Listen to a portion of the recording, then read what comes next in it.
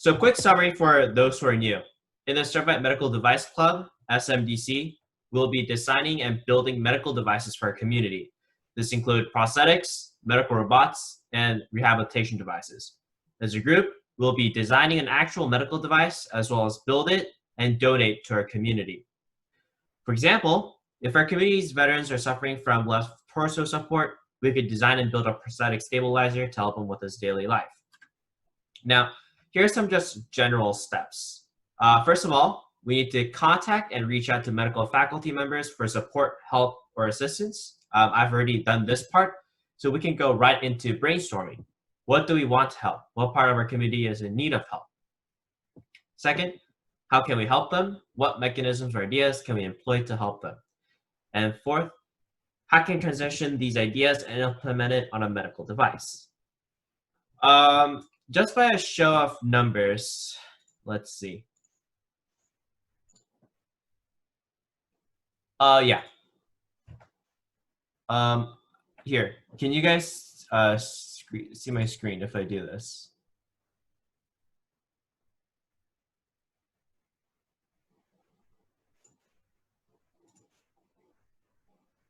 Yep. Yeah, I can see. Oh, okay. Were you guys able to see it before? No. No. Oh, interesting. Okay.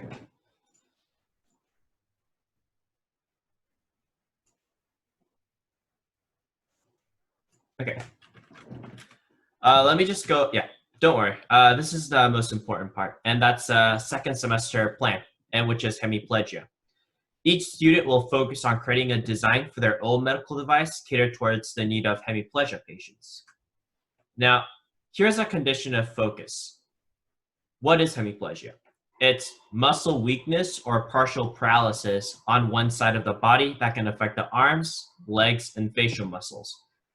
One part is doing home exercise and using specially designed assistive devices to increase strength, endurance, and range of motion may help improve muscle control. Now, what is one symptom we'll be tackling? That's muscle spasticity of the hand, a condition in which muscles stiffen or tighten, preventing normal fluid movement. The muscles remain contracted and resist being stretched, thus affecting movement, speech, and gait. Gait is just kind of like elongation of like your linear muscles. So it's just the same thing. Think about putting our hand in ice water and having difficulty moving your fingers. So these people have like basically stiff muscles. I don't want to oversimplify things, but then that's one way to see it. Now, here's going to be our semester project for our club. Either alone in or in pairs, try to come up with a conceptual design of your medical device. For now, it's just simple theoretical reasonings and bullet points. It'll suffice for now. Think about what symptoms you can help with your medical device. Think about some mechanical features that may help your patient's symptoms too. While designing is not required, simple sketches can certainly help. So I just want you to come up with a couple bullet points here and there. Here are some lists of secondary symptoms. I'll just go over this quickly. I'll make sure to share this slide with everyone so that they can also look at it later. But here's a list of secondary symptoms. Muscle stiffness, muscle spasms, involuntary crossing of the legs, muscle and joint deformities, muscle fatigue, inhibition of longitudinal muscle growth. Just know that longitudinal muscle growth, you don't have to worry about it. Longitudinal muscle growth is basically just like major muscle groups that have inhibited growth. So just know that it's hard for them to actually develop their muscles. There's some other side effects. We don't have to exactly focus on other side effects, but we want to focus on, the major secondary symptoms. Now, here's the two types of non-surgical solutions. This is kind of like actually diving into how we can help, because if you have no idea how you can tackle this problem, here's some solutions. One is physical therapy. Stretching and strengthening exercises focusing on large muscle groups to improve the range of motion and mobility.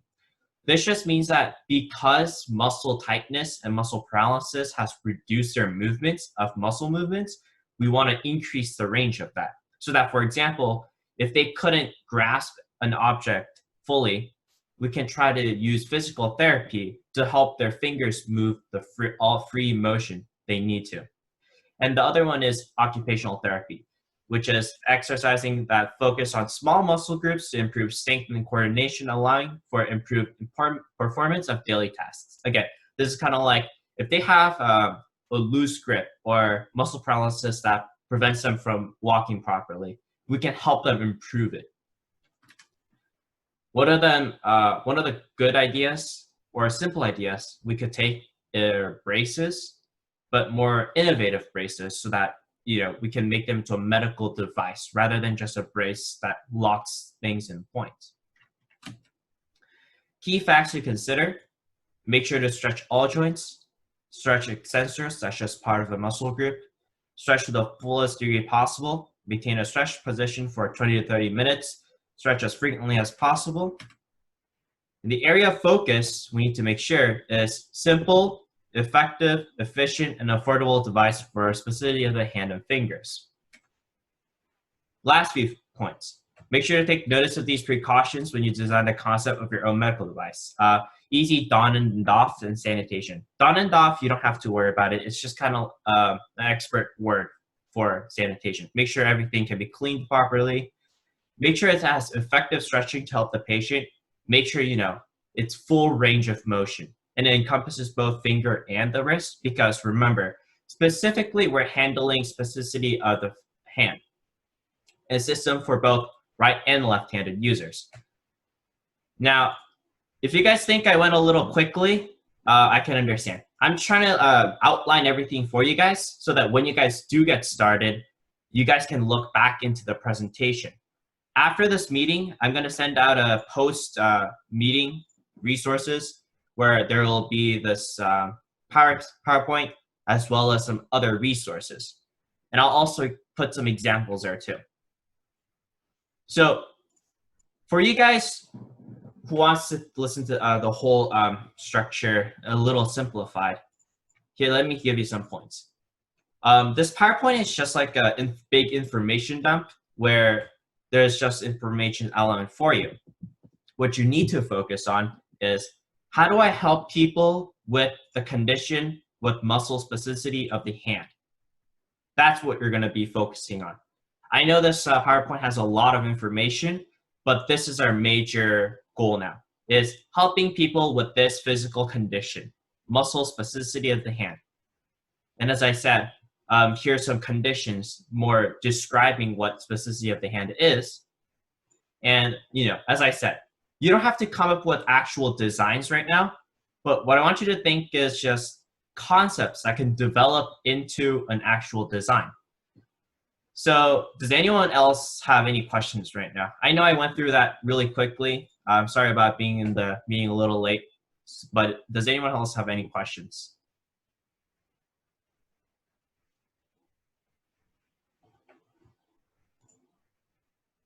Not at the moment. Okay. Yeah, I'm good right now. Does everyone have like a gist of what we're doing? Yeah.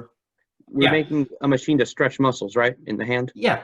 See, in simple terms, we're making machines that stretch muscles for our hand. That's pretty much it, if we oversimplify.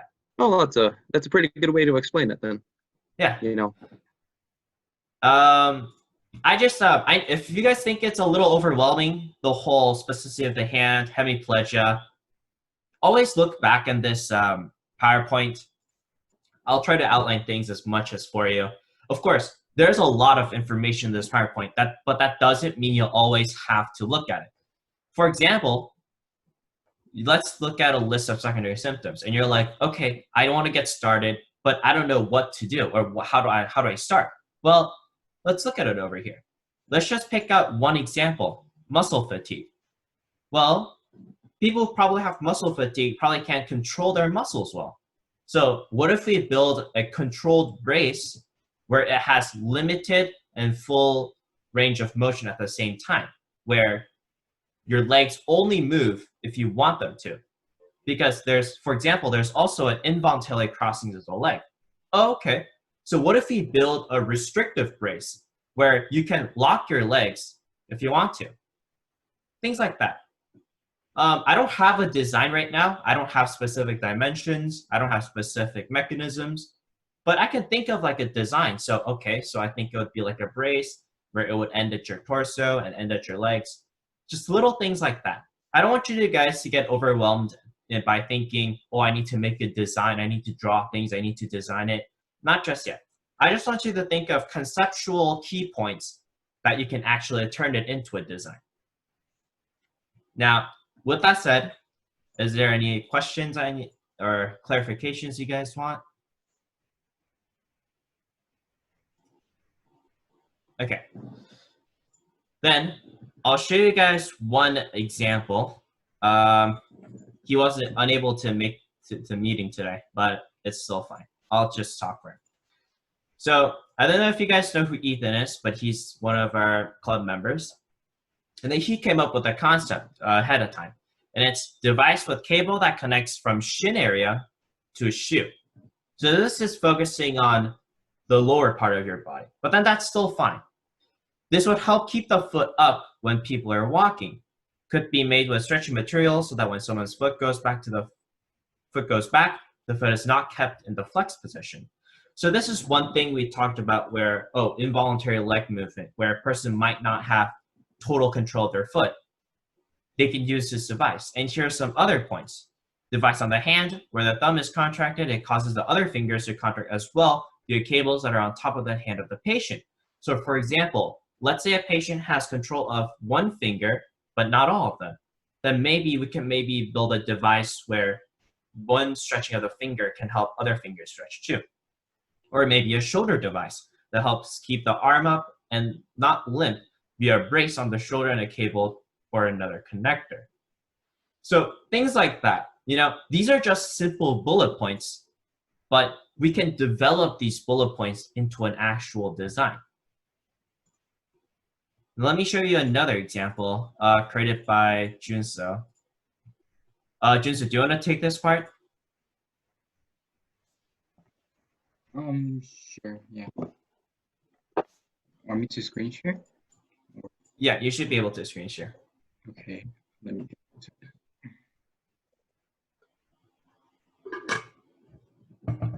Yeah, it would have been ideal if Ethan could have presented his ideas, but he couldn't make it to the meeting, so that's fine. Okay, can you guys see the presentation? Yeah.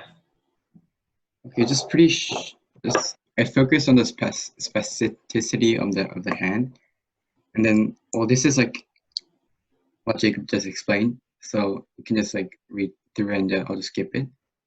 So like the cause of those spasticity of the hand is from the brain damage, which cause the hemiplegia or other conditions like stroke and all stuff, and that thing causes your muscles to stiffen or paralysis on your hands.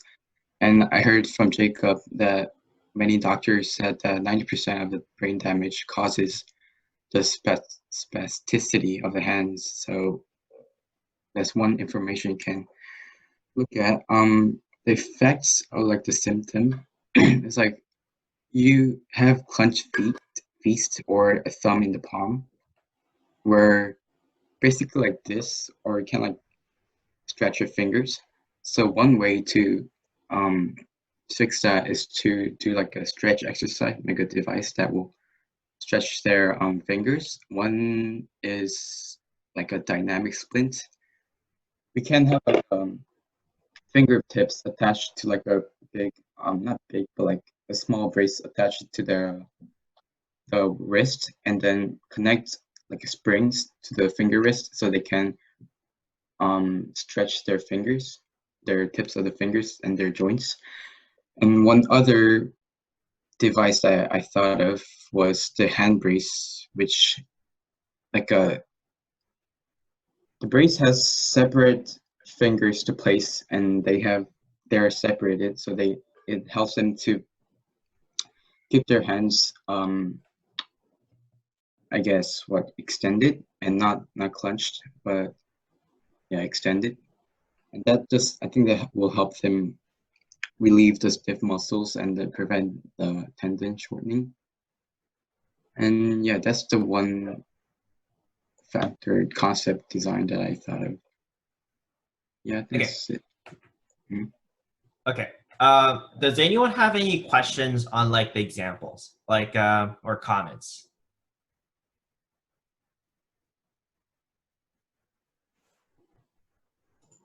Okay. So we're all gonna be working on the same thing, right? Just all working on they all making the same type of like brace, kind of, or prosthetic. Yeah. But then yeah. right now we're trying to get a lot of ideas so that like, well, in the future, yes. But right now, everyone's going to be trying to come up with ideas so that we can focus on which design is the best. Because we're trying to get like a lot of design inputs from multiple people so that, you know, at the end, we can come up with the best design. Oh, so we're kind of like doing almost like prototypes right now? Yeah, kind of like that. All right, cool. And you said you're gonna share the slides with us, right? Yeah. All right, great. Thank you. Yeah, I'll send everyone a post meeting resources email where there'll be the Google Slides and the examples. Just letting you guys know, just few bullet points are fine. Just one sentence is fine too. It's kind of like showing me your idea on how to tackle this problem for the spasticity of hand. So that's pretty much it. Again, I'm sorry for coming late to the meeting. My Wi-Fi has been really bad for this entire day. Before I let you guys go, is there any other questions? Okay, yeah, because this meeting was supposed to be quite short. I'm just letting you guys know that, you know, we're going to be actually starting. I know for a lot of club members, we haven't seen actual progress. So, you know, just to cheer you up, I was able to get in contact with a couple of doctors in Korea who's willing to help me. They're mostly the people who've kind of like given me this information. And especially with scouting too. We're all trying to find a person with spasticity of hand. And one of the doctors told me that, hey, 90%, well, he told me through his experience, 90% of people who have brain injury most likely have spasticity of the hand. So, you know, don't worry, guys. If you guys think that we're just alone in this, don't worry. I was able to get a lot of people to actually vouch in and help. One of even a CEO of a small surgical company wanted to help us out too. So right now, for a lot of you guys, I know things have been kind of stagnant, but we're actually going to get this ball rolling. So I just wanted to let you guys know, please come up with your designs. Please email me. There's no hard due date, but I just want to make it by the end of Christmas break, at least. Give me one idea. And as I told you, this only has to be like one sentence long or things like that. So with that said, everyone, I'll make sure to email you guys a PowerPoint. Just think about any design just by the end of Christmas break. Thank you so much for staying in this meeting. I'm sorry about the Wi-Fi problem. I'll promise you it won't happen again. But yeah, with that said, you guys are free to go. I know a couple people wanted to ask me some things after the meeting. That's fine. You can stay. But everyone else, thank you so much for coming to the meeting. Good luck with your design.